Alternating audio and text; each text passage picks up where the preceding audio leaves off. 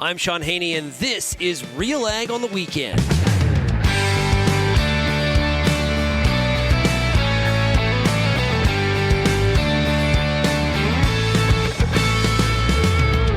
Let's get real and get connected with the week that was in Canadian agriculture. RealAg on the Weekend starts now.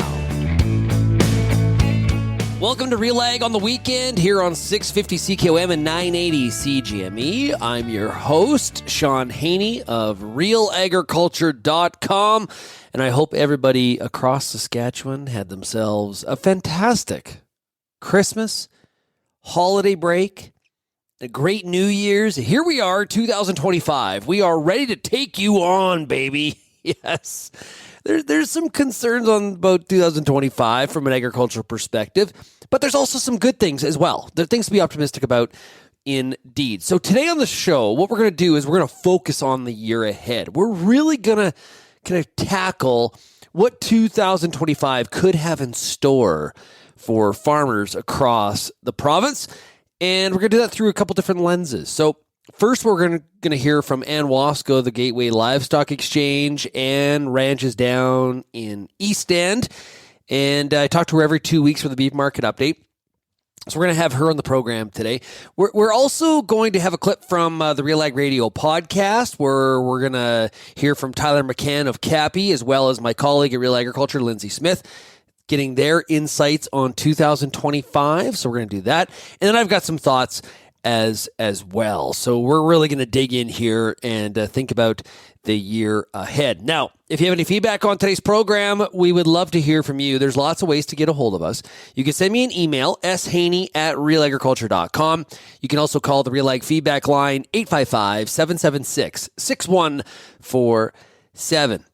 You know, I do want to mention a couple different things before we get started. One is, if you are not getting the Real Agriculture email update that comes out every morning, 6 days a week, we take Sundays off, but Monday through Saturday, there's an email that we send out from realagriculture.com. It shows up in your inbox probably about the time you wake up, maybe a little bit before, about 5 a.m., and it's got all the stuff in it that you need to have to keep up to date on what's happening in the world of agriculture. That's what our team does. And then we're entering the first quarter of the year, which is chaos. This is our harvest. Like many of you, the fall is nuts, right? It's just pedal down, and lots of different ways to put that saying. But right now, first quarter, January, February, March have always been, since I started this company back in 2008, this is always the time where you sort of say, see you later, family, and I'm on the road. And to give you some context of that is, before I get to that, so the emails, sorry, I got distracted. The emails, if you're not getting them, you can sign up at realagriculture.com/subscribe, okay?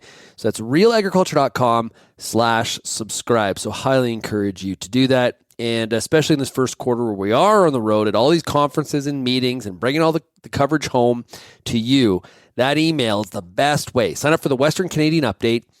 There's also a cattle update as well. There's a machinery email that goes on Saturdays.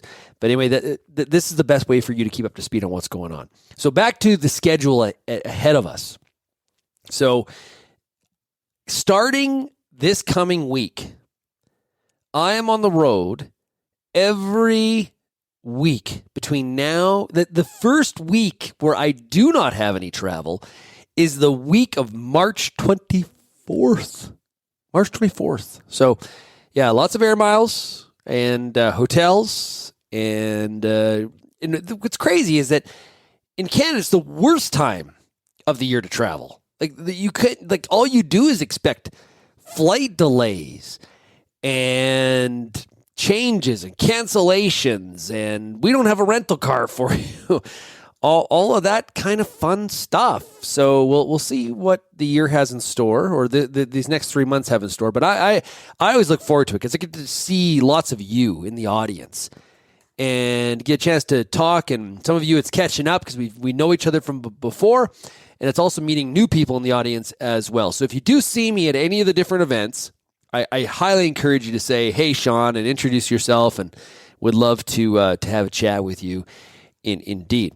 So this coming week, I'm going to be in Kenwick, Washington.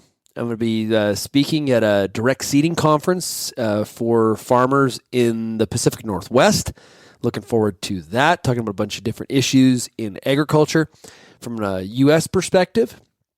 But the following week is a big week for Saskatchewan. I'm going to be at the Crop Production Show. Now, I wasn't able to attend last year, but this year I am there. And wow, loaded schedule. We are going to have so much fun. So we're doing an event with FMC on the Tuesday morning. I'm going to be moderating a panel at the Sask-Canola meeting in the afternoon on the Tuesday. Then on the Wednesday, I'm at the Saskatchewan Seed Growers meeting. I'm doing a keynote, and I think I'm hosting a panel there. And then Genesis Fertilizer, that's the company that's trying to build a new fertilizer plant in Western Canada, farmer-owned. They're going to be hosting an event and moderating a panel at that. And then on Thursday, there's a young farmer meeting. Going to be giving a keynote on the 5 trends I'll be looking out in Canadian agriculture at that, and also doing a panel moderation at that event as well. So, packed. It's going to be a lot of fun. I am so looking forward to it indeed. It's always a great week. Always colder than heck, but I look at the forecast.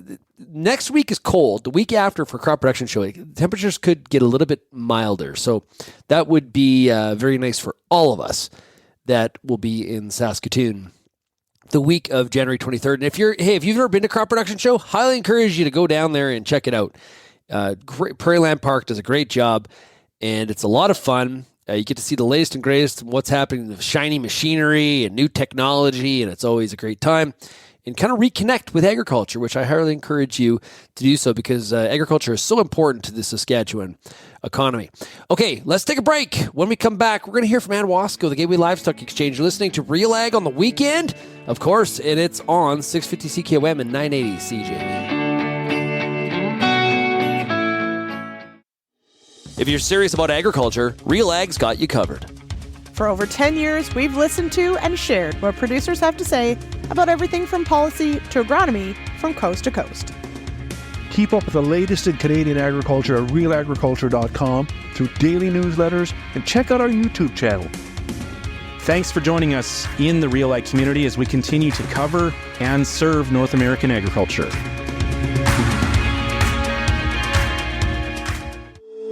If you're involved in the agriculture industry, it's important to stay informed on all the latest issues affecting your business. At RealAgriculture.com, we offer fast, reliable news, information, and insights to help you keep on top of all of the latest in Canadian agriculture. Visit RealAgriculture.com and sign up for our free daily newsletter covering everything from news, agronomy, animal agriculture, and much more. Visit RealAgriculture.com/subscribe today. Since 2010, the Wheat School on RealAgriculture.com has been helping farmers to grow great wheat. Covering everything from markets, the latest research, pest and disease control, all the way down to on-farm trials, the Wheat School has everything your crop needs. Check out our massive video library on YouTube and grow great wheat with the Wheat School, brought to you by Syngenta Canada, C&M Seeds, and Alberta Grains.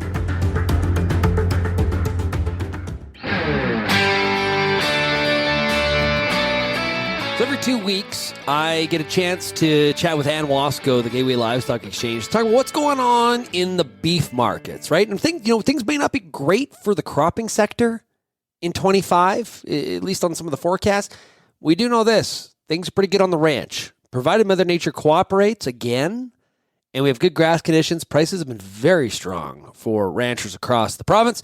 Let's listen to what Anne Wasko has to say about 2025 and the year ahead. Yes, happy 2025. I got to get used to writing it and saying it. Isn't that amazing? Yeah. 25. Yeah.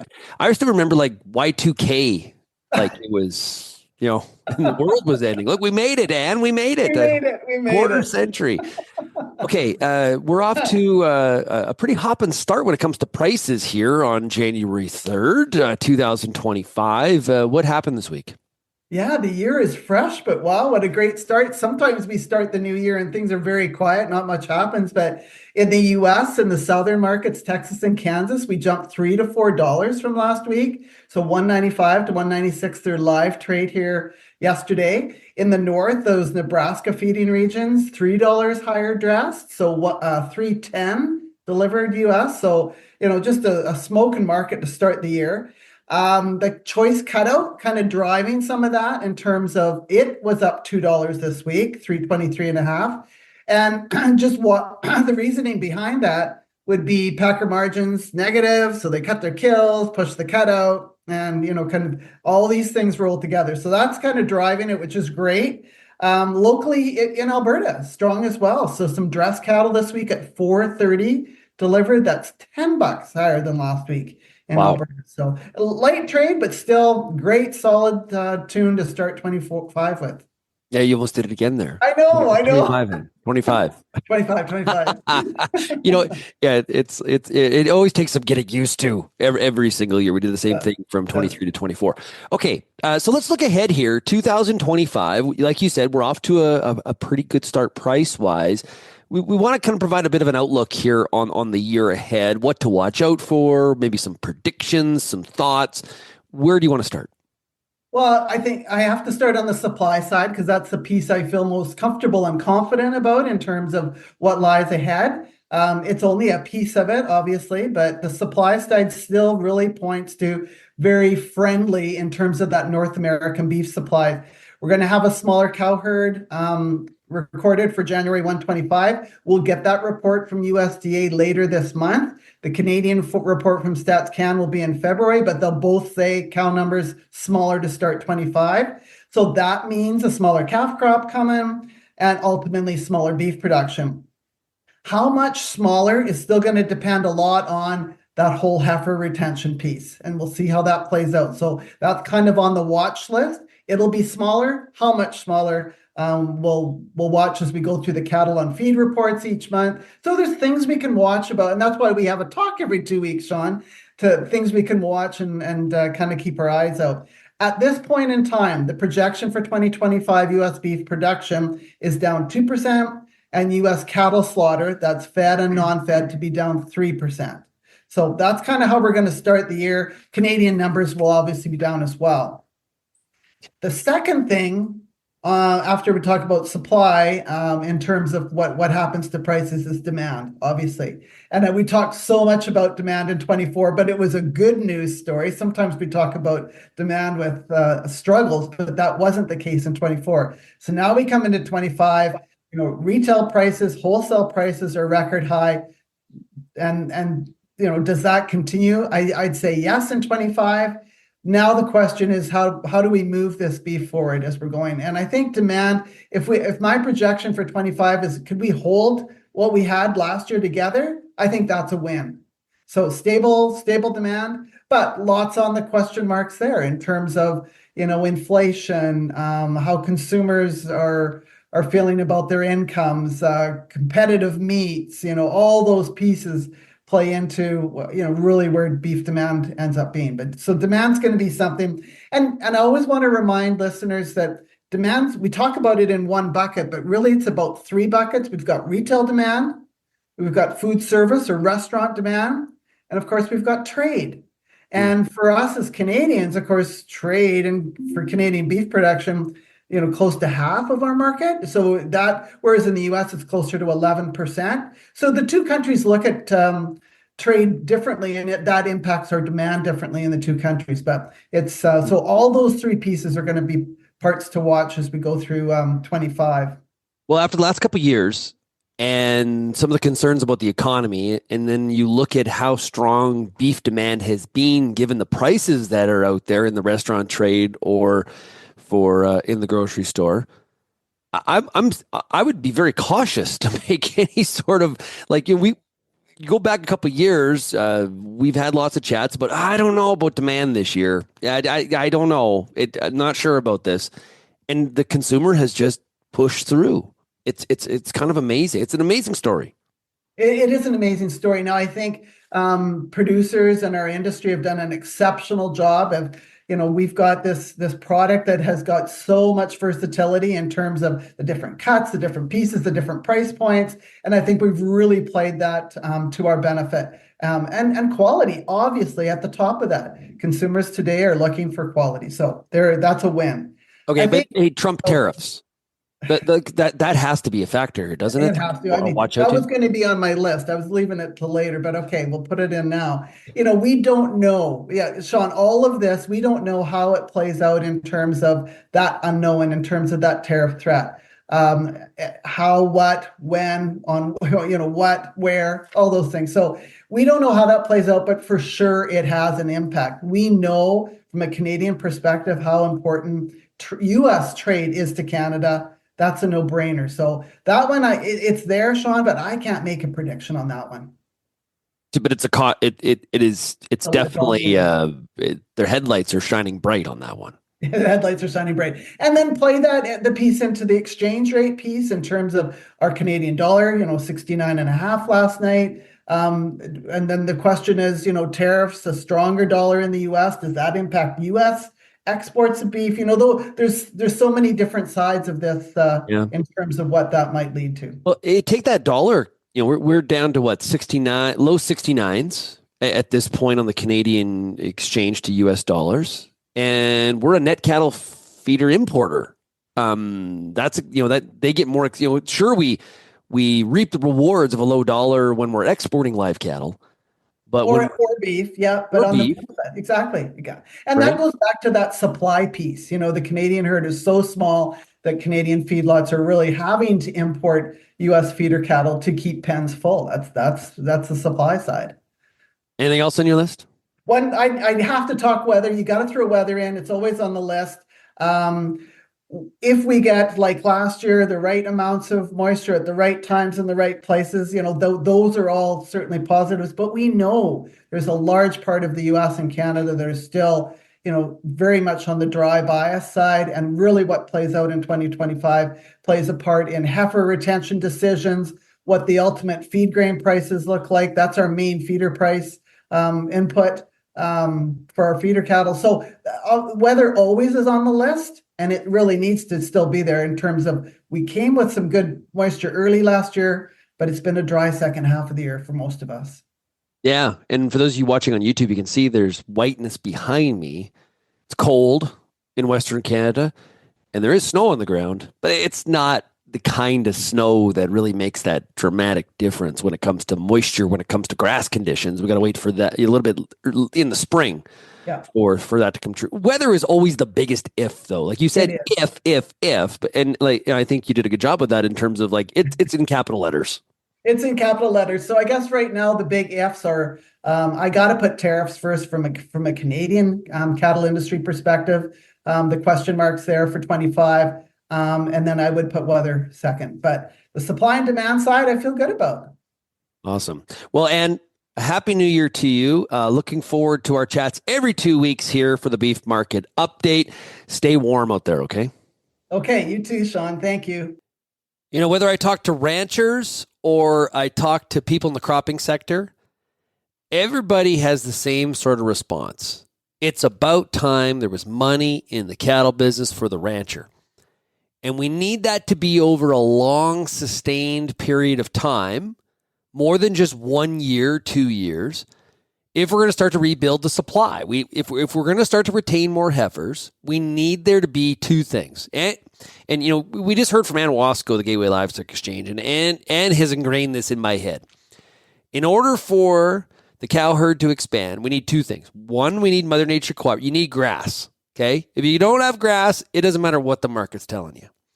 So if you got grass, and then you've got good prices, that's the incentive. That's the market signal for people to want to retain more heifers. What we've had is losses and hard financial times for so long. One of the challenges that it's presented us with is that people are still trying to make back some of that money, and so it's been hard to retain heifers. So anyway, that's good times, it looks like, in 2025 for the cattle sector. When we come back, we're going to talk about agriculture in general. What can it expect for 2025? You're listening to RealAg on the Weekend, of course, here on 650 CKOM, 980 CGME. RealAg Radio is Canada's only daily radio show focused on agriculture. Get expert advice on Agronomic Monday. Tuesdays and Wednesdays will cover a broad range of issues. Thursday we'll hear from farmers across the country on the Farmer Rapid Fire. And we'll wrap things up Fridays with the RealAg Issues panel with Kelvin Hepner and Lyndsey Smith. Join us Monday through Friday at 4:30 Eastern. And don't forget about the replay at 7 in the morning on Rural Radio 147, Sirius XM. Get all the information you need to keep your pulse crop healthy and profitable with the Pulse School on RealAgriculture.com. The Pulse School is a free YouTube video series covering agronomy, research, and more across a host of different pulse crops. It's also available as an audio podcast wherever you download or stream your favorite podcast. Check us out on YouTube or visit RealAgriculture.com. The Pulse School, brought to you by BSF Canada. The Canola School on RealAgriculture.com is your one-stop shop for everything a canola grower needs. Check out our free video series on YouTube for all the latest in canola agronomy, research, marketing, and more. Don't have time to watch? Download the podcast version of the Canola School on RealAgriculture.com or anywhere you download your podcasts. Stay on top of all things canola with the Canola School on RealAgriculture.com, brought to you by BASF and Invigor Hybrid Canola.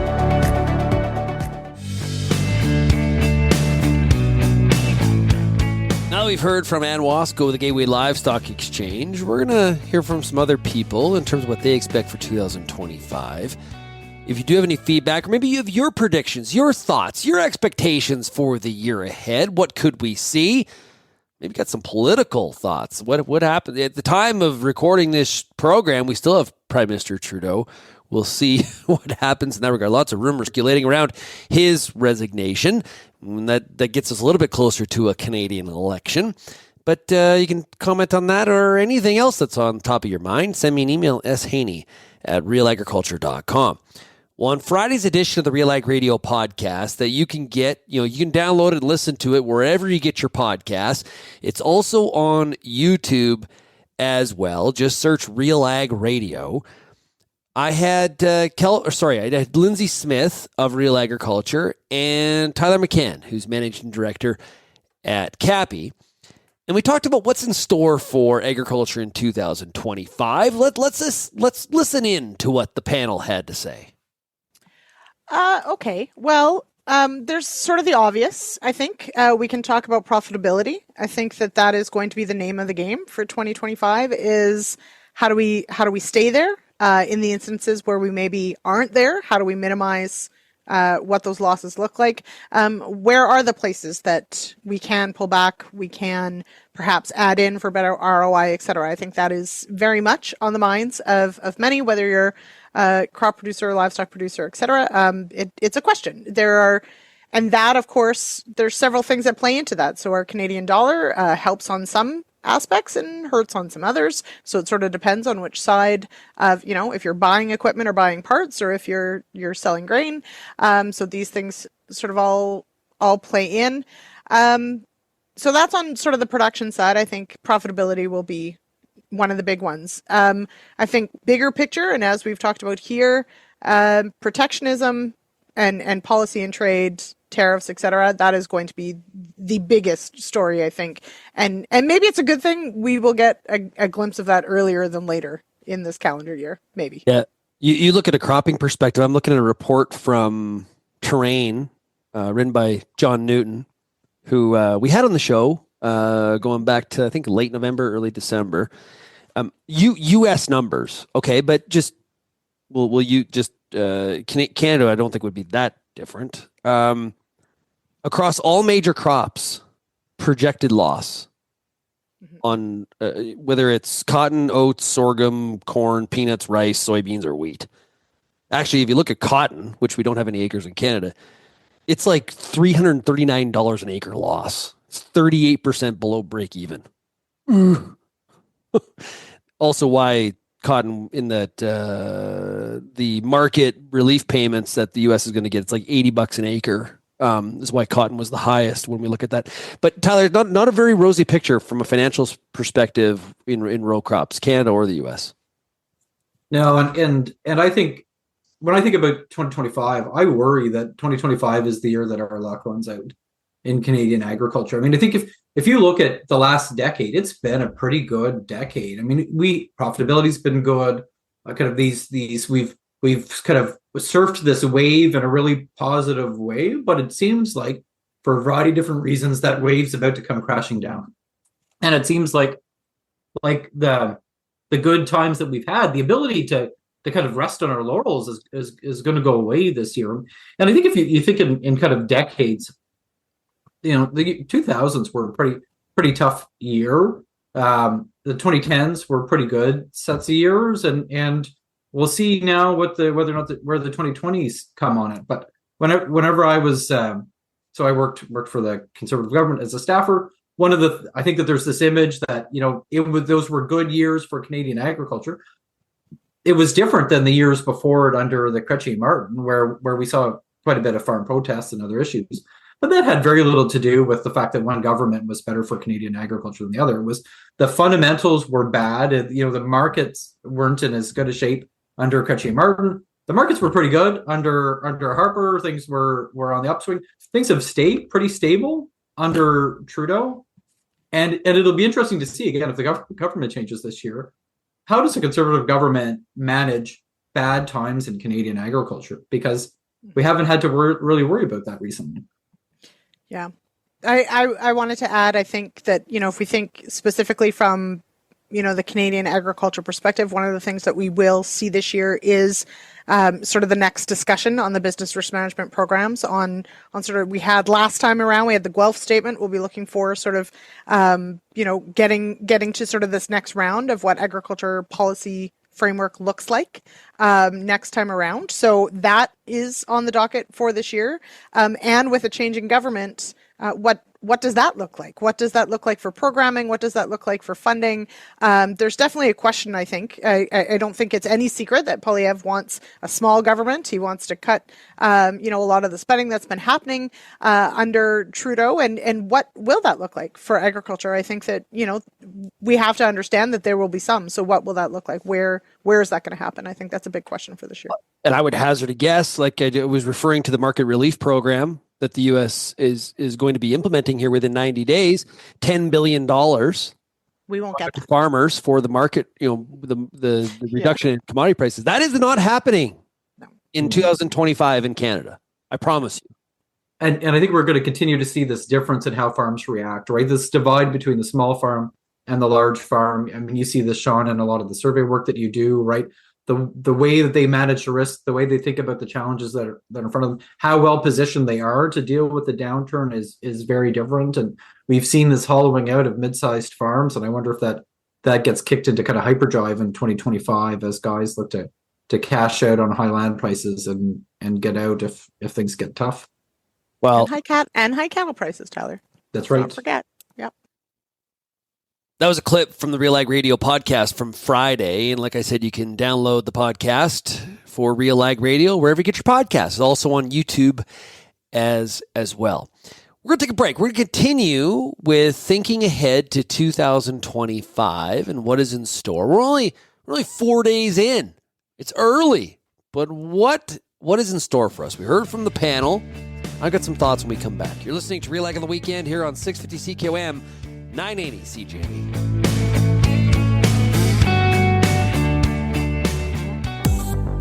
I'm Lyndsey Smith from RealAgriculture.com. Join me Monday nights for The Agronomists, a 1-hour live and interactive show broadcast across YouTube, Facebook, and X. Monday nights at 8 p.m. Eastern, I host expert agronomists from all over the country to give you answers to some of the toughest agronomic questions.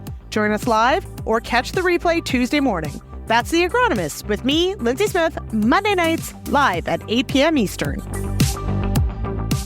Hi, I'm Bernard Tobin, host of the Soybean School on RealAgriculture.com. Throughout the year, on the Soybean School, we'll bring you timely agronomic video content from planting to harvest, from the latest agronomic research to the latest in production technology. Check out our massive video library on YouTube, RealAgriculture.com, or download the audio podcast versions wherever you get your podcasts. The Soybean School is brought to you by BASF and Syngenta Canada.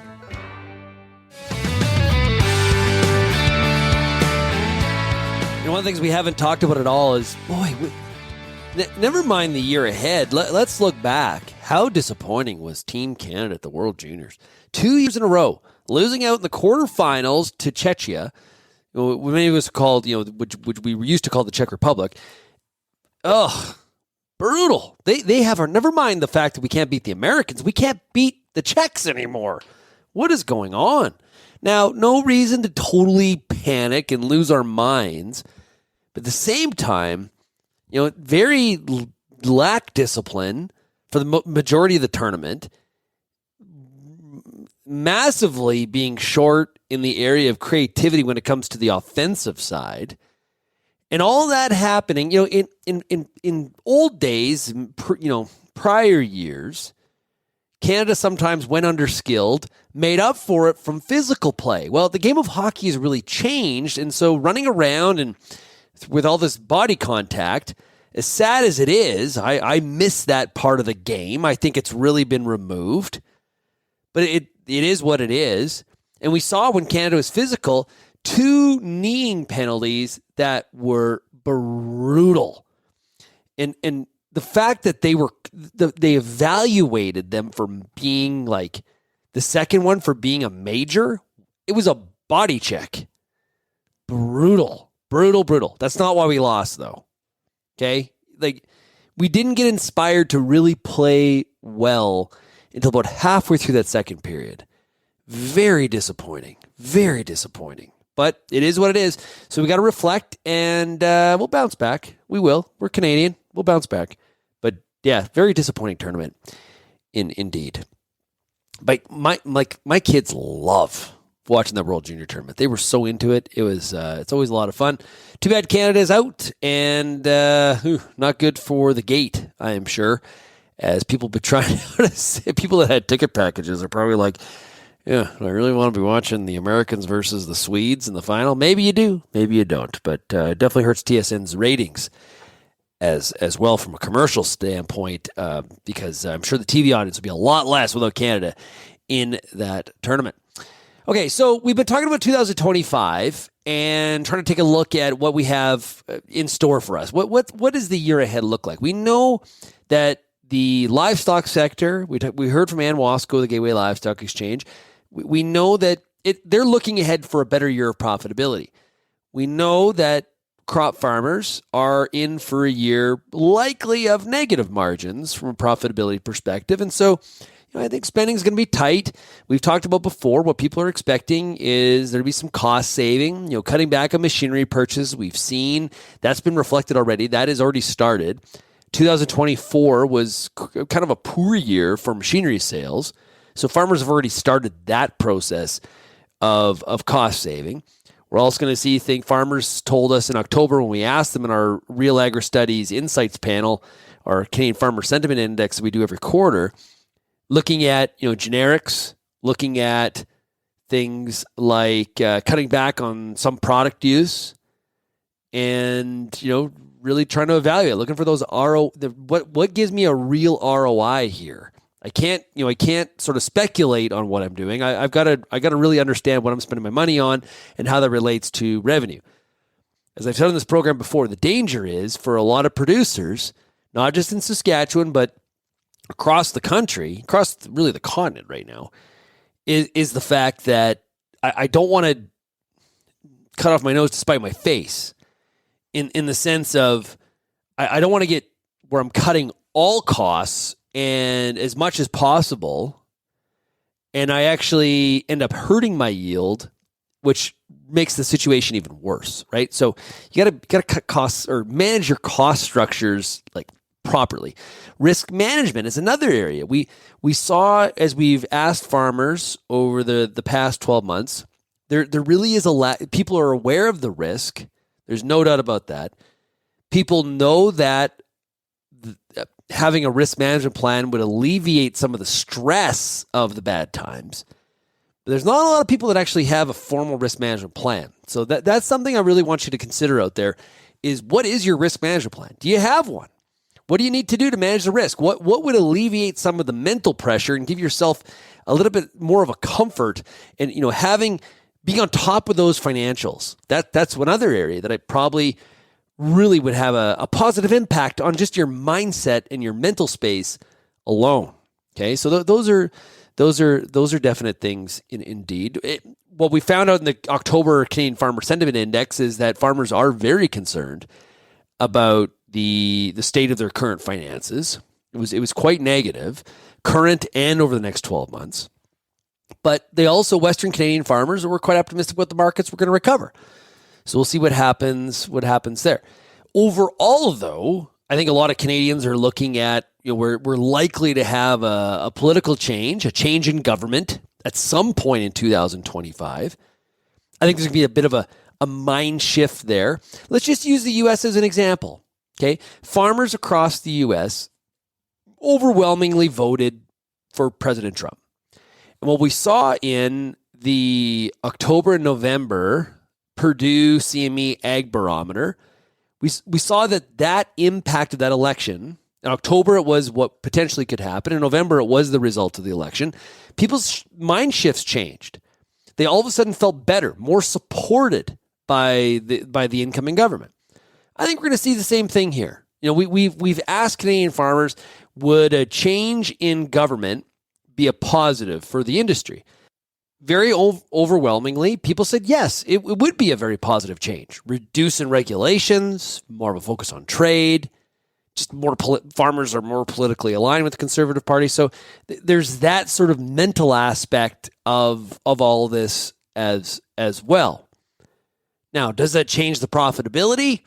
No, but it does change people's outlook in terms of how they're looking at it. And so there's that mental effect of all of this as well.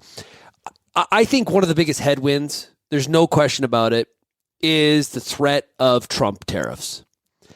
And I haven't played the whole entire clip for you, but we continue on that Real Ag Radio podcast episode from Friday, where Canada just seems to nonchalantly be approaching this. And is there concern? Yes. Have some premiers made trips to DC? Yes. Have stakeholders made trips and reached out to American peers that will be supportive or will be like-minded? Yes. But is our plan just, hey, we're your neighbor, we're really great people, would you like a jug of maple syrup, and look how great the world is? There's this expectation we're somehow going to be treated differently. And I think that's a false notion.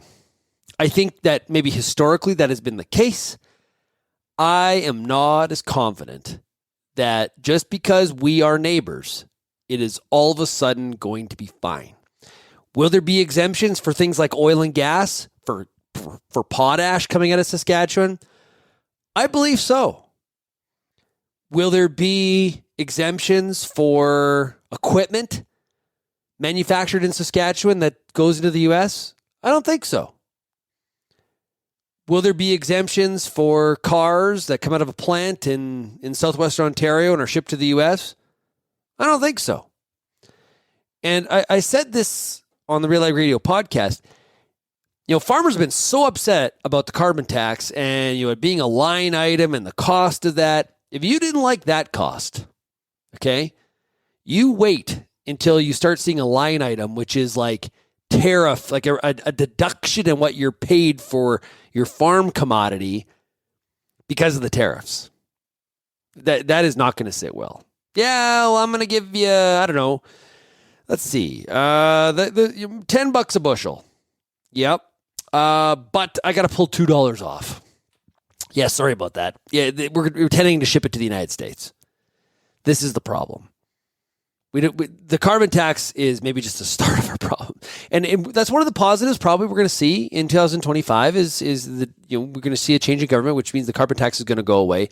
But we potentially have some even more costly problems in front of us. So that's just a sample of what we could see in 25. I'd like to hear from you, though. Get your perspective. You could do that by sending me an email, shaney@realagriculture.com. You can also, of course, call the Real Ag Feedback line, 855-776-6147. Thanks, everybody, for tuning in here to Real Ag on the Weekend. Make sure you go to realagriculture.com, and we'll talk to you again next week. Cheers, everybody.